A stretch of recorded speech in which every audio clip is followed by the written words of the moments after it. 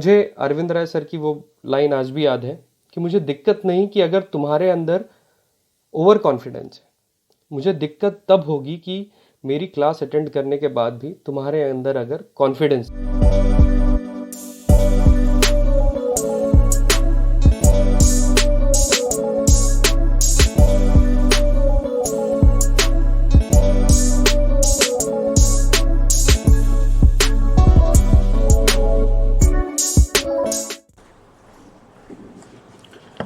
चलिए अभी प्रोडक्शन ही कंटिन्यू कर रहे हैं। मशीनिंग एक सबसे बड़ा टॉपिक है प्रोडक्शन का। तो पहले अपन मशीनिंग जो है वो कंप्लीट कर लेते हैं। मशीनिंग कंप्लीट होने के बाद बाकी जो टॉपिक बचते हैं वेल्डिंग और फॉर्मिंग, उसमें अपने को ज़्यादा टाइम नहीं लगेगा। तो सबसे बड़ा टॉपिक जो है प्रोडक्शन का दैट इज़ मशीनिंग। और ऑलमोस्ट सर्टेन रहता है कि मशीनिंग से क्वेश्चन आता है। प्रोडक्शन में क्वेश्चन आएगा तो मशीनिंग से क्वेश्चन आएगा। मशीनिंग, चलिए सबसे पहले व्हाट इज मशीनिंग।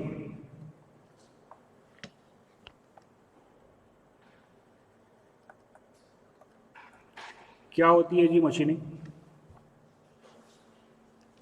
फटाफट आंसर किया करो यार।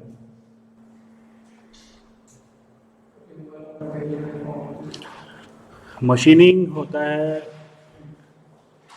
Machining is the material removal process. Material removal process where material is removed in the form of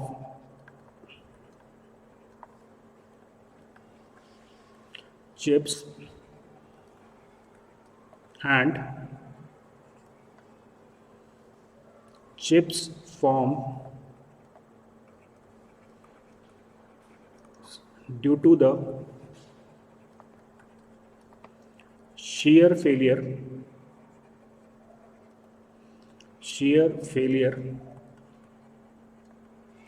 of work. तो मशीनिंग जो है वो machining is the material removal process, जहाँ पे कि मटेरियल जो है वो चिप के फॉर्म में रिमूव होता है और चिप फॉर्मेशन का जो कॉज होता है that is the shear failure. तो वर्क जो है वो शियर फेलियर होता है जिसके कारण से चिप जो है वो फॉर्म होता है। अब मशीनिंग अगर मेरे को करनी है तो इसके लिए दो टाइप ऑफ मोशन जो है वो रिक्वायर्ड है। For machining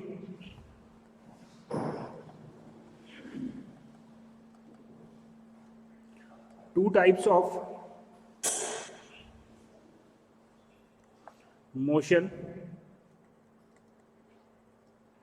are required।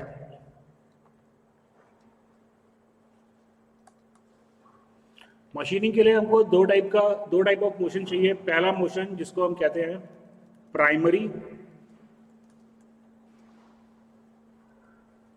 और cutting velocity.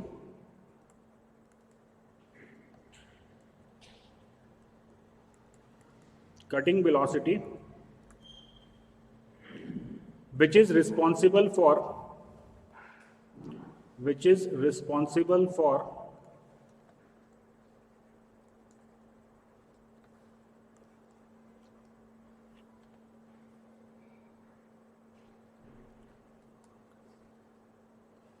cutting the work। Cutting velocity यानी कि वो वेलोसिटी जो कि कटिंग के लिए रिक्वायर्ड है। दूसरा होता है secondary motion. Second is known as the secondary motion. Secondary motion जिसको हम कहते हैं feed motion. Feed is responsible for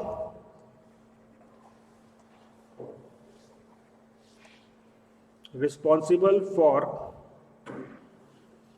feeding uncut portion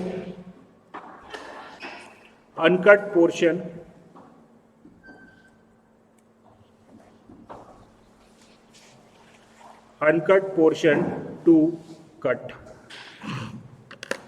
बच्चों जब आप मशीनिंग कर रहे हैं तो दो टाइप ऑफ मोशन रिक्वायर्ड है. पहला है प्राइमरी मोशन या जिसको हम कहते हैं कटिंग वेलोसिटी, और दूसरा मोशन जो मेरे को चाहिए उसे हम कहते हैं फीड मोशन. टर्निंग ऑपरेशन देखा आप लोगों ने? टर्निंग लेथ मशीन देखी है? लेथ मशीन देखी है तो लेथ में मैक्सिमम जो काम आप देखते हैं वो टर्निंग का काम होता है. टर्निंग क्या होता है? एक शाफ्ट की डायमीटर को रिड्यूस करते हैं. देखा है टर्निंग? तो टर्निंग, चलो टर्निंग को छोड़ो. जब आप पेंसिल को शार्प करते हो यूजिंग अ शार्पनर, वहां पे दो मोशन कौन से हो रहे होते हैं? एक होता है आपका rotational motion of the pencil, और क्या करते हो आप? साथ में आप पेंसिल को आगे पुश करते हो,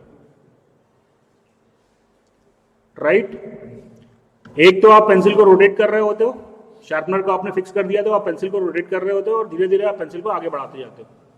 इज दैट क्लियर? अब यहां पे अगर मैं रोटेशन रोक दूंगा तो क्या होगा? अगर मैं पेंसिल को का रोटेशन रोक दूंगा तो मेरी पेंसिल आगे बढ़ेगी ही नहीं. यहां पे जो रोटेशनल मोशन है वो कौन सा मोशन है? Is it the cutting motion और the feed motion? Cutting motion is responsible for the cutting of the material.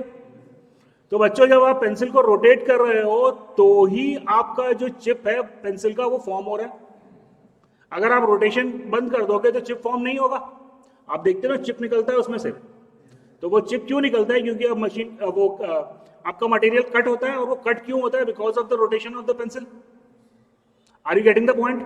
अच्छा, अब आप मान लो पेंसिल को अपनी जगह पे रखे रहो और खाली घुमाते रहो तो क्या होगा? बस पेंसिल को रख के अपनी जगह पे रोटेट करते रहो तो क्या होगा? एक पोर्शन तो रिमूव हो जाएगा, लेकिन बाकी पोर्शन जो है वो मशीन नहीं होगा, पेंसिल मेरी शार्प नहीं होगी. तो मैं चाहता हूं कि जो अनकट पोर्शन है वो कटे, इसलिए मैं इसको एक्सियल मोशन देता हूं पेंसिल को. तो ये जो एक्सियल मोशन है that is the feed motion, and the rotational motion of the pencil is the cutting motion. Is that clear? अगर आप टर्निंग का एग्जांपल देख लो तो एग्जैक्टली टर्निंग का एग्जांपल भी सेम ही है. टर्निंग में हम क्या करते हैं? शाफ्ट को रोटेट करते हैं और टूल पोस्ट पे मेरा टूल लगा रहता है और उस टूल पोस्ट को मैं एक्सियल डायरेक्शन में मूव करता हूं. तो रोटेशन क्यों कर रहे हैं हम लोग? अगर रोटेशन रोक दें तो क्या होगा? रोटेशन अगर मैं रोक दूं तो मेरा चिप जो है वो फॉर्म नहीं होगा. करेक्ट है? और अगर मैं ये अपने टूल को मूव करना रोक दूं एक्सियल डायरेक्शन में तो क्या होगा? एक लेयर ऑफ चिप तो फॉर्म हो जाएगी, लेकिन रिमेनिंग शाफ्ट जो है वो मेरा कट नहीं होगा. This point is clear to everybody? So two types of motion is required, one for the cutting and second to cut the uncut portion. तो अनकट पोर्शन को फीड करने के लिए जो मोशन देते हैं उसे हम कहते हैं फीड मोशन. अगर मैं ड्रिलिंग कर रहा हूं तो कटिंग मोशन कौन सा है और फीड मोशन कौन सा है? देखा है ड्रिलिंग कैसे करते हैं? ड्रिल होता है वो घूमता रहता है, और क्या करते हो आप उसको पुश करते हो ड्रिल को. अगर आप हैंड ड्रिल कर रहे हो तो हैंड से पुश करते हो, otherwise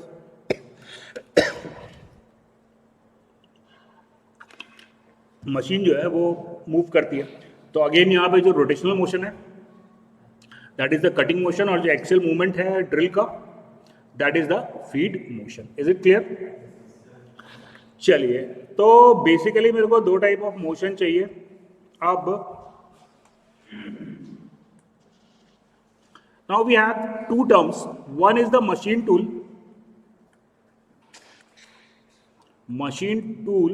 and second is known as the cutting tool.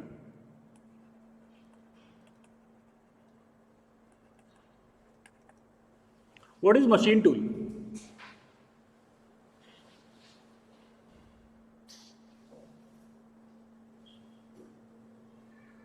क्या होता है मशीन टूल?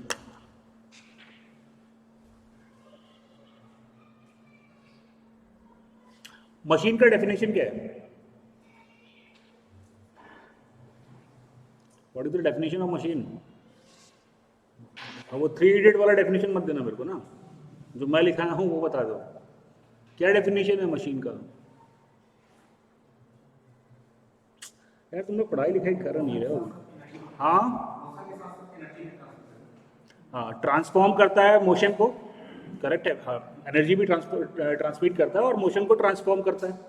तो मशीन टूल क्या है? मशीन, अगर मेरे को मशीनिंग करनी है तो मेरे को मोशन चाहिए। अभी हमने डिस्कस किया कि 2 types of motion are required. तो मशीन टूल जो है इट प्रोवाइड्स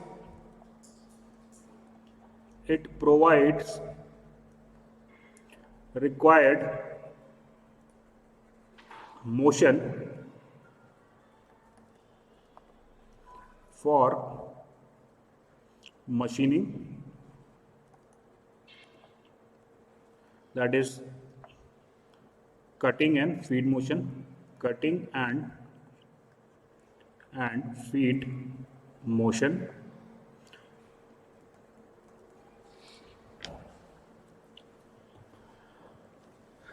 तो बच्चों अगर अपन लेथ मशीन की बात करें तो lathe is a machine tool. Lathe क्या करता है? लेथ जो है वो मेरे शाफ्ट को रोटेट करता है, वो टूल पोस्ट को मूव करता है। तो लेथ मशीन जो है वो मेरे को कटिंग के लिए मोशन प्रोवाइड करती है। तो लेथ मशीन हो गई, ड्रिलिंग मशीन हो गई। This is the example of the machine tool. So what is the cutting tool? जहां पे वो कट होता है। अब चलो शार्पनर का एग्जांपल ले लो। अब शार्पनर के केस में मशीन टूल क्या है? नहीं, शार्पनर नहीं है, हैंड है, मैन है, क्योंकि वहां पे जो मोशन है वो तो मैन प्रोवाइड कर रहा है।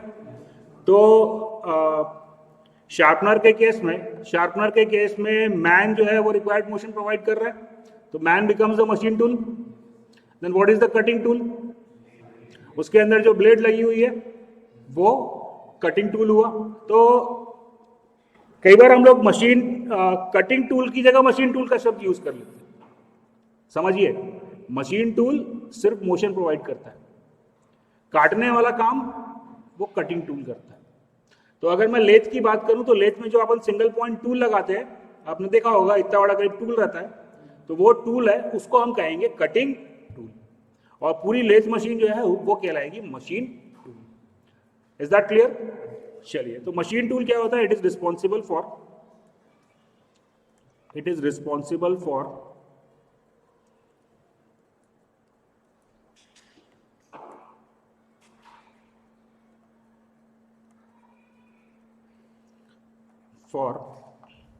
cutting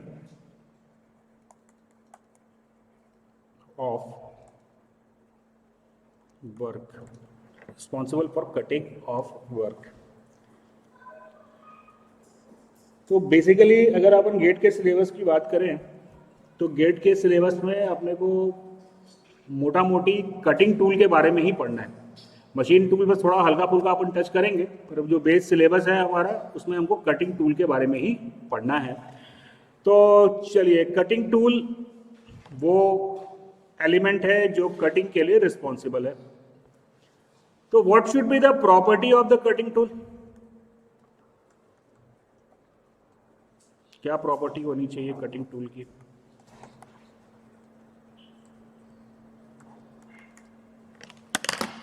बताओ जी। हार्डर देन द वर्क, ठीक बात है। पहली प्रॉपर्टी जो है कि मेरा जो कटिंग टूल मटेरियल है वो हार्ड होना चाहिए, हार्डनेस ज़्यादा होनी चाहिए। कटिंग टूल मटेरियल की हार्डनेस जो है वो ज़्यादा होनी चाहिए, ठीक बात है बच्चों।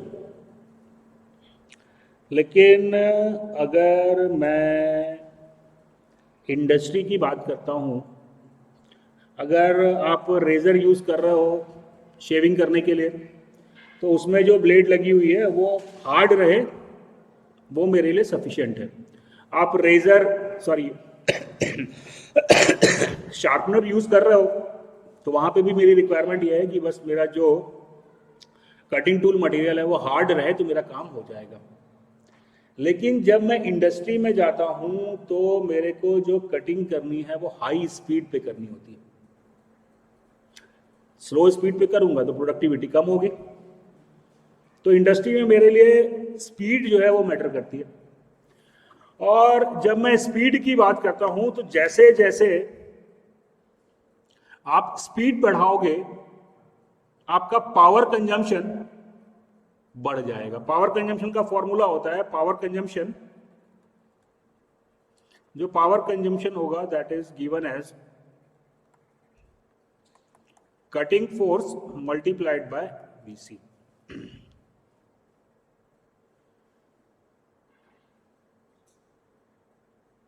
करेक्ट है।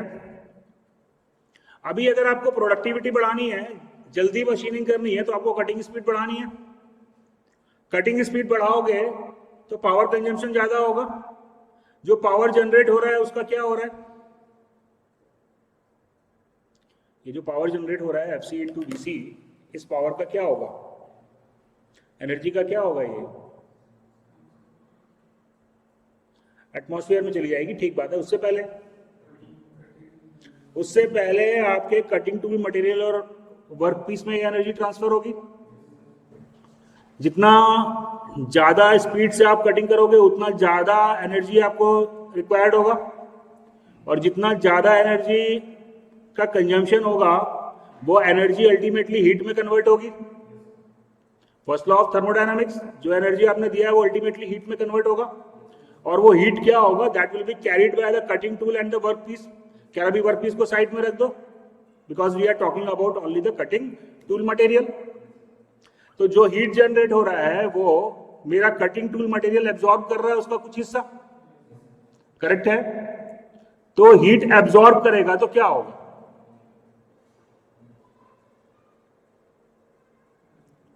हीट एब्जॉर्ब करेगा मटेरियल तो क्या होगा, गर्म होगा। करेक्ट है। तो जब मैं इंडस्ट्री की बात करता हूं तो मेरे लिए मैं उस मटेरियल को नहीं देखता कि इसकी हार्डनेस अभी अच्छी है रूम टेम्परेचर पे। मेरे लिए ये इंपॉर्टेंट है कि अगर टेम्परेचर बढ़ने के बाद भी क्या ये अपनी हार्डनेस रिटेन कर पा रहा है क्या। अभी रूम टेम्परेचर पे तो बढ़िया हार्ड लग रहा है, लेकिन जैसे ही टेम्परेचर बढ़ाया पता चला कि वो अपनी हार्डनेस पूरी की पूरी लूज कर दिया। करेक्ट है। और यहाँ पे जैसे जैसे मैं स्पीड बढ़ाऊंगा वैसे वैसे टेम्परेचर बढ़ेगा। तो यह आवश्यक है कि जो मेरा कटिंग टूल मटेरियल है ना सिर्फ वो हार्ड हो बल्कि वो अपनी हार्डनेस को एलिवेटेड टेम्परेचर पर भी रिटेन कर सके। This point is clear to everybody. तो अगर मेरे को प्रोडक्टिविटी बढ़ानी है, हाँ, जो हैंड ऑपरेटेड टूल है जैसे आपका शार्पनर है, तो वहां पे हार्डनेस ही जरूरी है, क्योंकि वहां पे मैं हाथ से ही काट रहा हूं तो एकदम अब मैं 100 मीटर पर मिनट की स्पीड से तो नहीं काटूंगा, धीरे धीरे ही काटूंगा। स्पीड कम रहेगी तो हीट कम जनरेट होगा, तो टेम्परेचर राइज कम होगा। तो जो हैंड ऑपरेटेड टूल है उसके लिए सिर्फ हार्डनेस हो तो चलेगा, लेकिन जो हाई स्पीड पे ऑपरेट करने वाले टूल है उसमें हार्डनेस नहीं, हार्डनेस तो होनी ही चाहिए लेकिन वो हार्डनेस रिटेन भी रहनी चाहिए। यानी कि दूसरा शब्द हम यूज करते हैं जिसे हम कहते हैं hot hardness.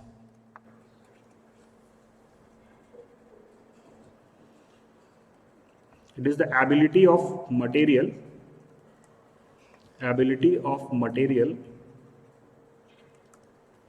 to retain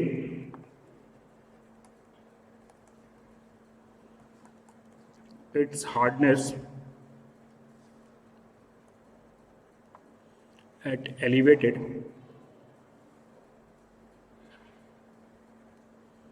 temperature. Its ability to retain the hardness at elevated temperature. चलिए और क्या प्रॉपर्टी होनी चाहिए।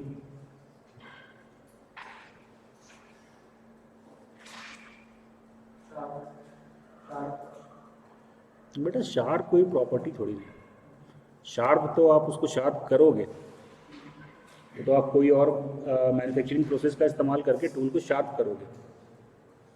ठीक है ना। तो शार्पनेस जितनी है वो तो आप जैसे जिस मेथड से आपने टूल बनाया है उस मेथड पर डिपेंड करेगा। और क्या, हाँ क्या होना चाहिए, इजीली अवेलेबल ठीक है बेटा, बाद में बात करेंगे, वो तो है ही आखिर में। हाँ। और हाँ,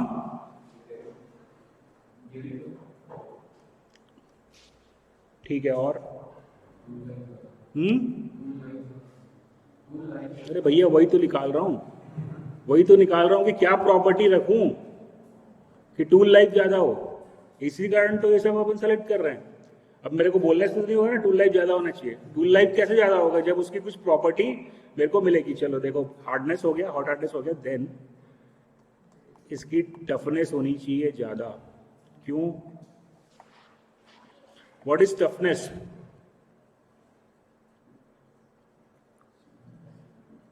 टफनेस होता क्या है, क्या डेफिनेशन है टफनेस का?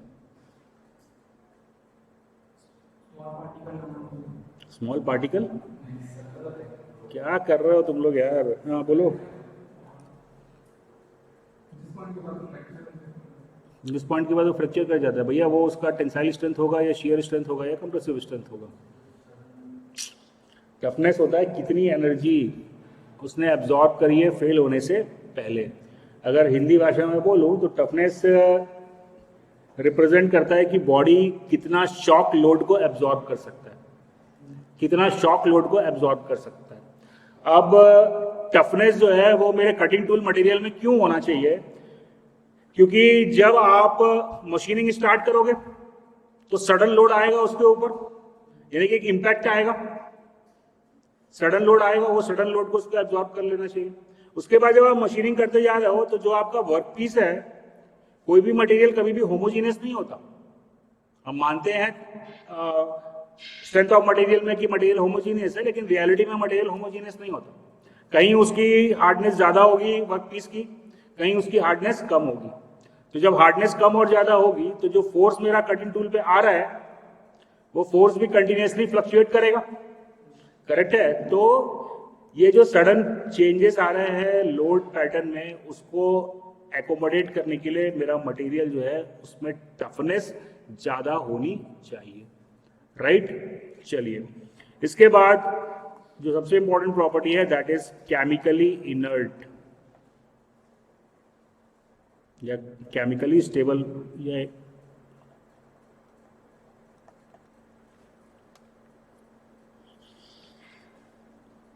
केमिकली इनर्ट का मतलब क्या होता है कि अब जैसे एक टूल होता है टंगस्टन कार्बाइड का, बहुत अच्छा टूल मटेरियल है, लेकिन टंगस्टन कार्बाइड को टूल बनाने के लिए हम बनाते हैं पाउडर मेटलर्जी से, और टंगस्टन कार्बाइड को बाइंड करने के लिए मॉलिब्डेनम का इस्तेमाल करते हैं।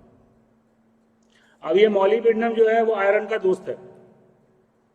तो अगर आप टंगस्टन कार्बाइड टूल को डायरेक्टली ले जाके किसी आयरन बेस्ड यानी कि स्टील की मशीनिंग करना शुरू करोगे तो ये मॉलिब्डेनम अपना घर छोड़ के आयरन के घर में चला जाएगा। राइट? तो क्या होगा, बाइंडर ही गायब हो गया, तो ऑब्वियसली आपका जो कटिंग टूल मटेरियल है उसका वियर रेट बढ़ जाएगा।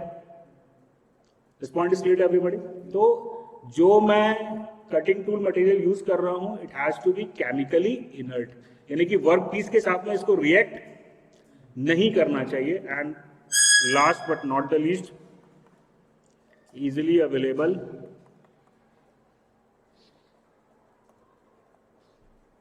एंड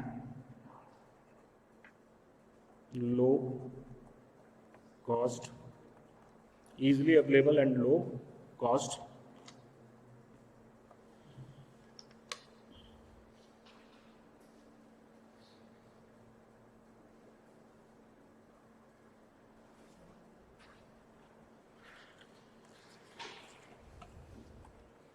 चलिए आप there are certain types of cutting tool material, फटाफट अपन उसको एक बार डिस्कस कर लेते हैं। Types of cutting tool material.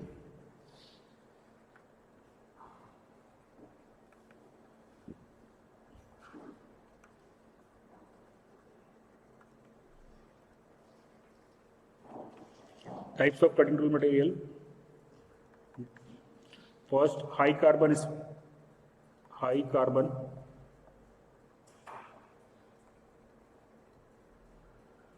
steel.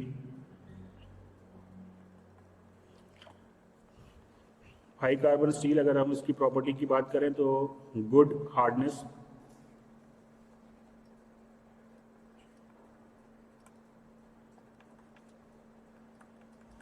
अगर एडवांटेज की बात कर रहे हैं तो हार्डनेस अच्छी है एंड टफनेस अच्छा है, टफनेस अच्छा है।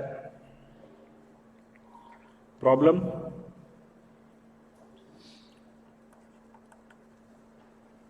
प्रॉब्लम क्या है इसका? प्रॉब्लम है लो हॉट हार्डनेस, लो हॉट हार्डनेस। तो क्या हाई कार्बन स्टील को मैं एज अ कटिंग टूल इस्तेमाल कर सकता हूँ? Yes no? कहाँ पे? नॉर्मल टेम्परेचर पे। नॉर्मल टेम्परेचर कहाँ रहेगा? कहाँ हीट कम होगा?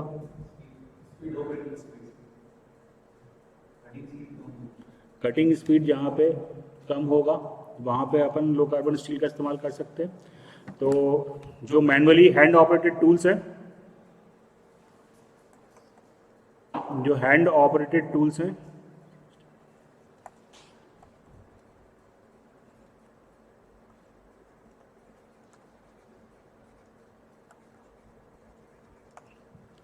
जो हैंड ऑपरेटेड टूल्स हैं उसमें अपन इसका इस्तेमाल कर सकते हैं। We can use it in the hand operated tools.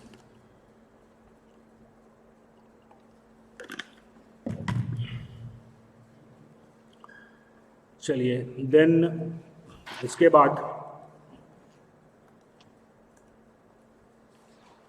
हमारे पास आता है हाई स्पीड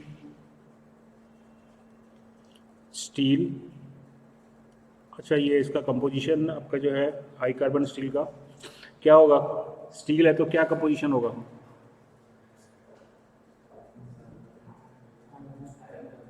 आयरन कार्बन, ठीक बात है। तो इसमें 0.8 0.8 टू 1.3% कार्बन। इसके बाद इसमें हम कुछ एलॉइंग एलिमेंट ऐड करते हैं, मैग्नीशियम, वेनेडियम, निकल। इसकी प्रॉपर्टीज़ को इम्प्रूव करने के लिए इसमें कुछ एलॉइंग एलिमेंट्स जो है वो अपने को ऐड करने पड़ते हैं। लेकिन सीधी सी बात है, अगर स्टील है तो आयरन और कार्बन तो इसमें रहेगा ही, और हाई कार्बन स्टील होता है तो इसका मतलब होता है कि कार्बन परसेंटेज 0.8% से ज़्यादा होगा और 1.5% से कम होगा।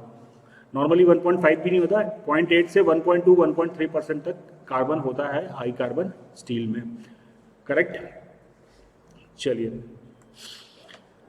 Now the high speed steel, it can cut mild steel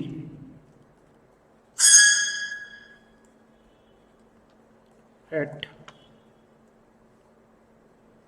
30 metre per minute. तो हाई स्पीड स्टील का अगर टूल है तो मैक्सिमम कटिंग स्पीड जो आप ऑब्टेन कर सकते हो वो 30 मीटर पर मिनट तक ही हो सकती है। मैक्सिमम क्यों बोल रहा हूँ? क्योंकि माइल्ड स्टील के लिए 30 मीटर पर मिनट है, और माइल्ड स्टील जो है वो इजीली मशीनेबल मटेरियल है। Still I can not go beyond 30 metre per minute. इससे ऊपर जाऊंगा तो क्या होगा? इसके ऊपर जाऊंगा तो टेम्परेचर बढ़ेगा, टेम्परेचर बढ़ेगा तो ये अपनी हार्डनेस रिटेन नहीं कर पाएगा। तो हाई स्पीड स्टील जो है वो 30 मीटर पर मिनट तक यूज करते हैं। हाई स्पीड स्टील का जो वेरिएंट होता है that is tungsten, chromium, vanadium, और ये रेशो होता है 18:4:1।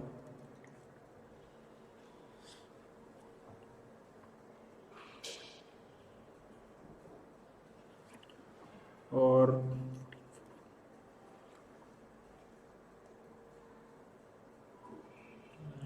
कार्बन 14:4:1। इसके बाद इसका जो कॉस्ट इफेक्टिव सब्स्टिट्यूट है, टंगस्टन एक्चुअली बहुत कॉस्टली मटेरियल है। इसका जो कॉस्ट इफेक्टिव सब्स्टिट्यूट है that is tungsten, chromium, vanadium. यहाँ पे हम क्या कर रहे हैं? 4% टंगस्टन की मात्रा कम कर दिए और उतना tungsten, chromium, vanadium and molybdenum MO। तो कॉस्ट को रिड्यूस करने के लिए हम क्या करते हैं, 4% हम टंगस्टन कम कर देते हैं और 4% उसकी जगह पे मॉलिब्डेनम ऐड कर देते हैं। तो यहाँ पे हमारा रेशियो क्या हो जाएगा, 14:4:1:4। बाकी 18:4:22 और 23% तो टंगस्टन, क्रोमियम और वेनेडियम हुआ। बाकी 77% आयरन और कार्बन रिमेनिंग जो है वो स्टील ही है। Is that clear? चलिए, अब अगर इसके अपन एडवांटेज की बात करें तो इसका एडवांटेज है गुड हार्डनेस,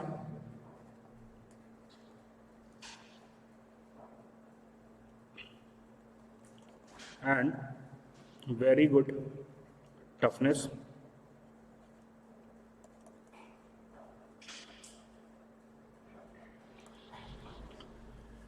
इसका जो एडवांटेज है वो है हार्डनेस बोल रहा हूँ, हार्डनेस और टफनेस। इसका टफनेस सबसे अच्छा होता है सारे कटिंग टूल मटेरियल्स में। और टफनेस की जरूरत कहाँ है मेरे को, जिस पॉइंट पे कटिंग हो रही है उस पॉइंट पे या रिमेनिंग पोर्शन में? जिस पॉइंट पे कटिंग हो रही है वहां पे आपको टफनेस चाहिए। अच्छा भैया, जहाँ पे कटिंग हो रही है वहां पे हार्डनेस चाहिए, रिमेनिंग पोर्शन जो है वो टफ होना चाहिए। करेक्ट है? तो जो टूल का शैंक पोर्शन होता है, शैंक यानी कि maximum part of the tool, वो हम बनाते हैं हाई स्पीड स्टील का, क्योंकि इसकी टफनेस जो है वो बहुत अच्छी है। लेकिन इसके साथ समस्या है वही वाली जो हाई कार्बन स्टील की थी, हॉट हार्डनेस। टेम्परेचर बढ़ेगा तो ये अपनी हार्डनेस रिटेन नहीं कर पाएगा। करेक्ट है? तो हार्डनेस जो है वो मेरे को टिप पे चाहिए जहां पे कटिंग हो रही है, क्योंकि वहीं पे रिलेटिव मोशन हो रहा है। जहां पे रिलेटिव मोशन हो रहा है वहां पे हार्डनेस ज्यादा चाहिए मेरे को। करेक्ट है? तो हार्डनेस जो है वो मेरे को कटिंग एजेस पे चाहिए होती है। हार्डनेस जो है वो मेरे को कटिंग एजेस में चाहिए होती है, बाकी पोर्शन में मेरे को टफनेस चाहिए होता है। तो हम लोग क्या करते हैं, कटिंग टूल जो है वो हम हाई स्पीड स्टील का बनाएंगे और जहां पे मेरे को कटिंग करनी है वहां पे मैं इंसर्ट यूज कर लेता हूं जो दूसरे मटेरियल का बना हुआ होता है। Is that clear? तो एडवांटेज हो गया इसका कि इसका टफनेस अच्छा है, लेकिन डिसएडवांटेज है कि इसकी हॉट हार्डनेस जो है वो कम है, जिसकी वजह से मैं 30 मीटर पर मिनट से ज्यादा की स्पीड में कटिंग नहीं कर सकता। क्लियर हुआ ये पॉइंट? अच्छा, ये अगर आज हम बात करें तो इंडस्ट्री में जितने भी मटेरियल अवेलेबल हैं जिससे हम कटिंग करते हैं, हाई कार्बन स्टील हो गया, सॉरी हाई कार्बन स्टील नहीं है, इंडस्ट्री में हम यूज करते हैं high speed steel, carbide, ceramic, उन सब में सबसे कम स्पीड पे कटिंग करने वाला जो मटेरियल है वो है हाई स्पीड स्टील। उसको हाई स्पीड स्टील क्यों बोलते हैं भाई? ये मैंने एक बार और बताया क्लास में, पहली क्लास में बताया था क्यों बोलते हैं इसको high speed steel.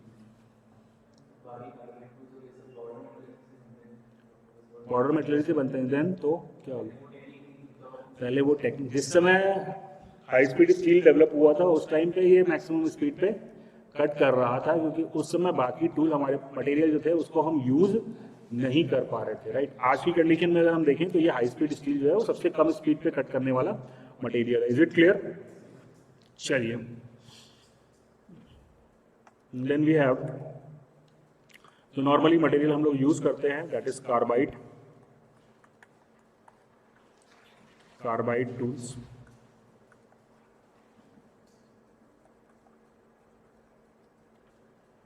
Carbide tools are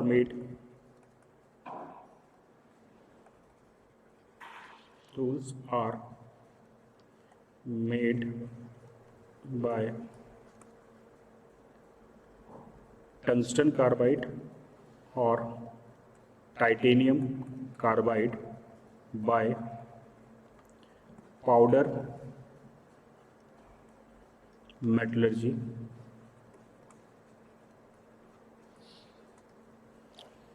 where molybdenum is used as binder.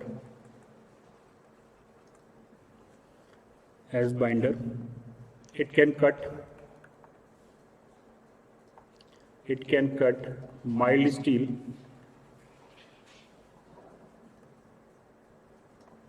at 300 meter per minute. 300 meter per minute. Correct. तो पहले हमारे पास पाउडर मेट्रोलॉजी की टेक्निक नहीं थी, इसलिए टंगस्टन कार्बाइड का टूल हमारे पास कोई मैन्युफैक्चरिंग मेथड नहीं थी जिससे हम इस टूल को एक प्रॉपर शेप में, इस मटेरियल को हम टूल के शेप में ला सकें। तो पाउडर मेट्रोलॉजी से हम इसको बनाते हैं। और अगर हम इसकी एडवांटेज की बात करें तो इसका एडवांटेज है हॉट हार्डनेस।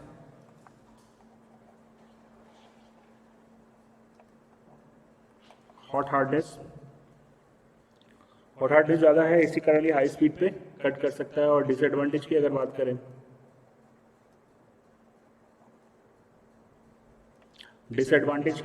करें, तो डिसएडवांटेज में इसका है first low toughness.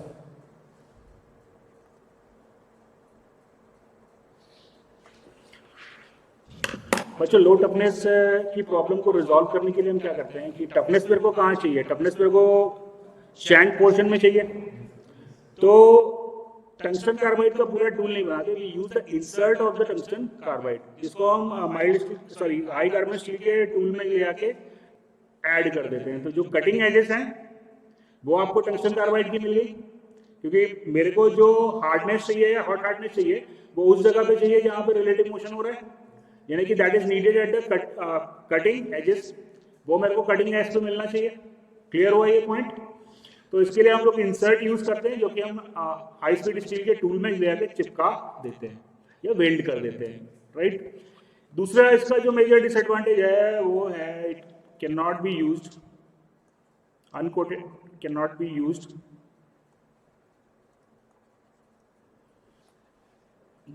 For Fe based iron based alloy,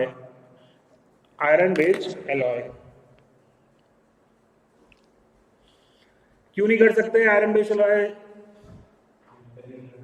हाँ, केमिकली अभी हमने डिस्कस किया कि ये मॉलिब्डेनम जो है इसकी आयरन के साथ में दोस्ती है, करेक्ट है। और जब आप टंगस्टन कार्बाइड को आयरन के कांटेक्ट में लेके आओगे तो मॉलिब्डेनम जो है वो अपने घर छोड़ के आयरन के घर में चला जाएगा। और मॉलिब्डेनम का काम क्या कर रहा है? बाइंडर का काम कर रहा है। तो जब भैया बाइंडर ही घर से चला गया तो टंगस्टन कार्बाइड जो है वो बाइंड नहीं रहेगा, तो इसका मतलब उसका वियर रेट बढ़ जाएगा। क्लियर? लेकिन यार अगर कोई कटिंग टूल मटेरियल है और वो आयरन बेस्ड अलॉय की मशीनिंग ना कर पाए तो एक्चुअली वो वेस्ट है, क्योंकि इंजीनियरिंग में जो मटेरियल है वो कहीं ना कहीं उसमें आयरन तो हर जगह ही एडेड होता ही है, चाहे आप स्टील लो, कास्ट आयरन लो, हर जगह आयरन जो है वो अवेलेबल रहता है। और ये टंगस्टन कार्बाइड का जो टूल है, या कार्बाइड जो टूल है, it can not B use for the machining of iron based alloy. तो इसको यूज करने के लिए हम क्या करते हैं? हम इसको यूज करेंगे, हम इसको छोड़ेंगे नहीं। उसके लिए हम यूज करते हैं coated carbide tools. Actually uncoated carbide tool का इस्तेमाल नहीं होता है, हम यूज करते हैं coated carbide tools. What is coated carbide? Carbide के ऊपर हम कोटिंग कर देते हैं। किसकी कोटिंग करते हैं? टाइटेनियम कार्बाइड और टाइटेनियम नाइट्राइड। टाइटेनियम कार्बाइड जो है वो हार्डनेस को इनहेंस करता है और टाइटेनियम नाइट्राइड जो है इट इनहेंसेस द टफनेस।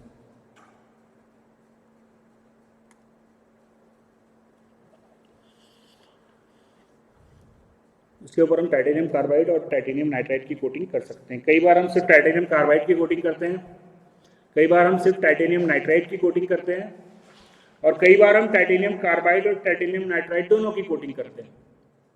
अगर हम मल्टीलेयर कोटिंग कर रहे हैं, यानी कि टाइटेनियम कार्बाइड और टाइटेनियम नाइट्राइड दोनों का इस्तेमाल कर रहे हैं, तो इनर कोटिंग कौन सी होगी, कौन से मटेरियल की होगी, और आउटर कोटिंग कौन से मटेरियल की होगी? नाइट्राइट की इनर। और क्यों? क्योंकि मेरे को हार्डनेस जो है वो तो आउटर सरफेस पे चाहिए। तो अगर आप मल्टी लेयर कोटिंग कर रहे हो तो नाइट्राइट की कोटिंग आप अंदर करोगे और एक्सटर्नल कोटिंग जो है वो टाइटेनियम कार्बाइड की होगी। This point is clear everybody? चलिए, then we have ceramic tools.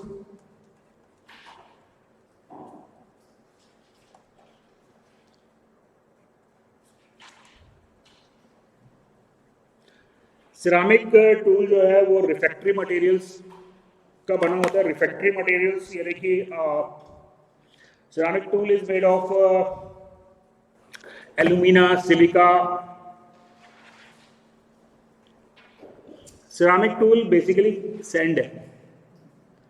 ये जो आप टाइल्स देख रहे हैं, it is made of ceramic. इसको हम कहते हैं सिरामिक या विट्रीफाइड टाइल्स। तो अगर अपन सिरामिक टूल के एडवांटेज की बात करें तो एडवांटेज क्या होगा? Sand is what? Is a refractory material. Refractory material मतलब टेम्परेचर बढ़ाओ कोई फर्क इसको पड़ने वाला नहीं है, करेक्ट है? तो सिरामिक टूल का एडवांटेज ये है कि ये बहुत ज़्यादा स्पीड पे कटिंग के लिए इस्तेमाल में लाया जा सकता है।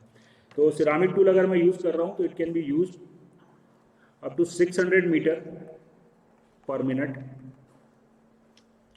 600 मीटर पर मिनट। डिसएडवांटेज क्या होगा?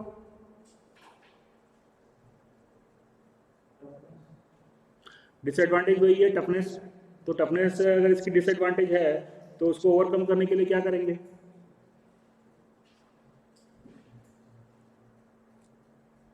टफनेस कम होगा ऑब्वियसली। ये देखो ना, ये टाइल्स है, इसमें टफनेस है क्या? गिरा तो टूट गया, राइट? तो ये टफनेस नहीं है सिरामिक टूल में, तो इसको ओवरकम करेंगे कैसे? हाँ, इंसर्ट यूज करते हैं यहाँ पे भी हम। टंगस्टन कार्बाइड का टूल नहीं बनता, टंगस्टन कार्बाइड का इंसर्ट बनता है जिसको हम HSS टूल के साथ में ले जाके वेल्ड कर देते हैं या ऐड कर देते हैं। This point is clear to everybody? क्योंकि मेरे को जो हार्डनेस चाहिए वो मेरे को टूल्स सॉरी कटिंग एजेस पे चाहिए। तो कटिंग एजेस जो है वो सिरामिक का बना होगा, रिमेनिंग पोर्शन जो है वो आप किसी और मटेरियल का यूज कर सकते हो जिसकी टफनेस ज़्यादा हो। Is that clear? चलिए जी, now comes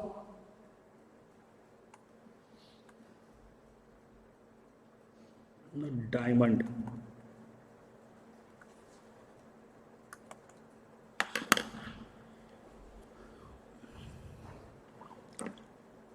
Diamond is the hardest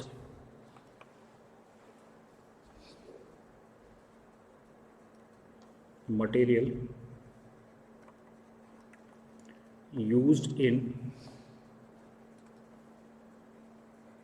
cutting industry। चलिए, कहाँ यूज करेंगे डायमंड का?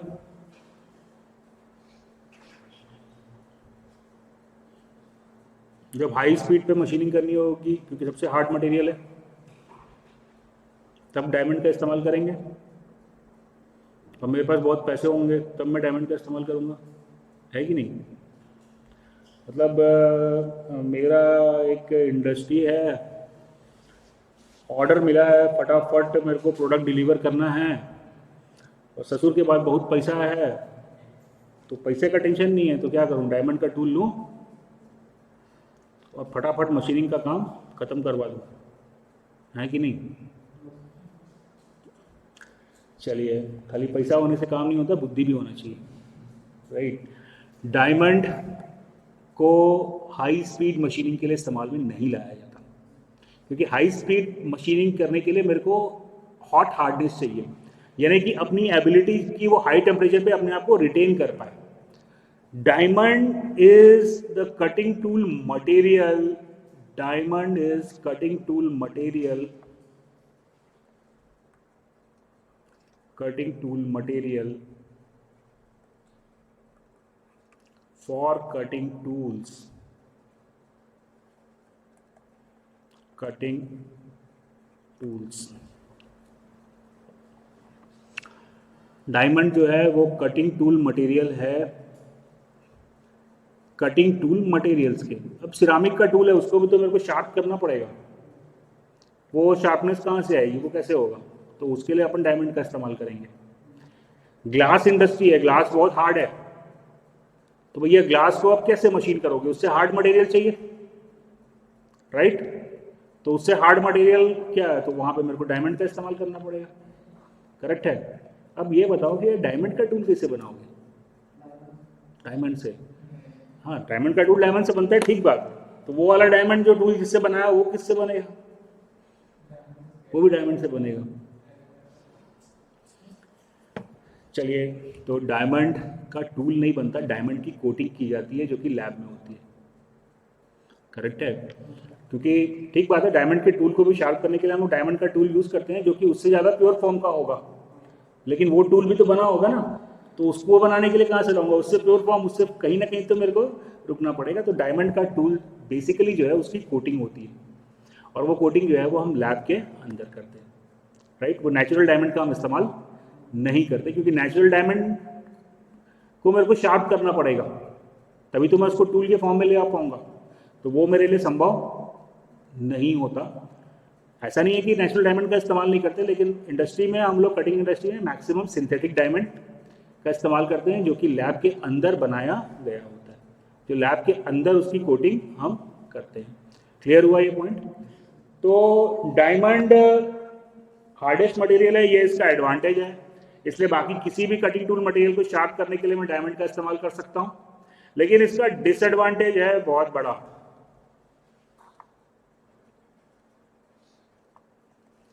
First, it डिसइंटीग्रेट्स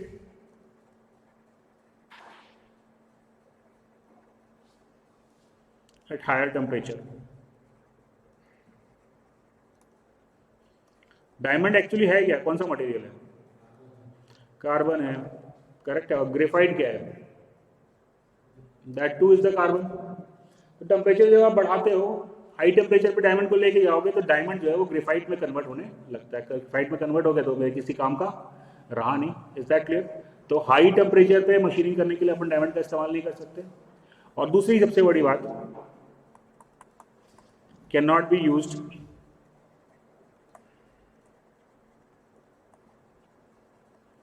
for machining of Fe based alloy। Iron based alloys की मशीनिंग के लिए अपन इसका इस्तेमाल नहीं कर सकते, राइट? काहे को राइट? काहे नहीं कर सकते? काहे नहीं कर सकते? इसलिए नहीं कर सकते कि ये आयरन जो है वो बहुत स्टर्ड आदमी है, जो भी इसके कांटेक्ट में आता है सबको अपने कोने में ले जाता है। तो कार्बन और आयरन, इन दोनों की भी गाढ़ी दोस्ती है। और डायमंड क्या है? कार्बन ही है। तो जब डायमंड आयरन बेस्ड एलॉय के कांटेक्ट में आएगा तो वापस उसका ग्रेफिटाइजेशन स्टार्ट हो जाएगा, यानी कि डायमंड जो है वो कार्बन यानी कि ग्रेफाइट में कन्वर्ट होने लग जाएगा, यानी कि उसका वियर रेट बढ़ जाएगा। ठीक बात है? तो यही प्रॉब्लम तो टंगस्टन कार्बाइड के टूल में भी आ रही थी। उसको ओवरकम करने के लिए हमने टंगस्टन कार्बाइड के ऊपर कोटिंग कर दी, तो वैसे डायमंड के ऊपर कोटिंग करके काम कर लेते हैं। हाँ, डायमंड का एडवांटेज ही क्या है भैया? डायमंड का एडवांटेज ही क्या है? उसका हार्डनेस। और हार्डनेस मेरे को कहाँ चाहिए? बाहर, करेक्ट है? तो अगर मैं डायमंड के ऊपर किसी और चीज की कोटिंग कर दूंगा तो डायमंड का तो कोई मतलब रहा ही नहीं। बाकी सारे मटेरियल के ऊपर हम कोटिंग करते हैं डायमंड की, ताकि हम उसकी हार्डनेस को बढ़ा सकें। डायमंड के ऊपर कोटिंग करने से तो डायमंड का कोई मतलब रहेगा ही नहीं, क्योंकि डायमंड का एडवांटेज है हार्डनेस, और हार्डनेस मेरे को चाहिए आउटर सरफेस पे, तो डायमंड के ऊपर कोटिंग करने का कोई मतलब है नहीं। बाकी मटेरियल के ऊपर हम डायमंड की कोटिंग करते हैं। Is that clear? चलिए, अच्छा, अब हाई स्पीड स्टील को मेरे को मशीन करना पड़ेगा। किस मटेरियल से उसको मशीन करूंगा मैं? उसके लिए हम यूज करते हैं material that is known as CBN, cubic boron nitride. cubic boron nitride. It is next in hardness to diamond and used for machining of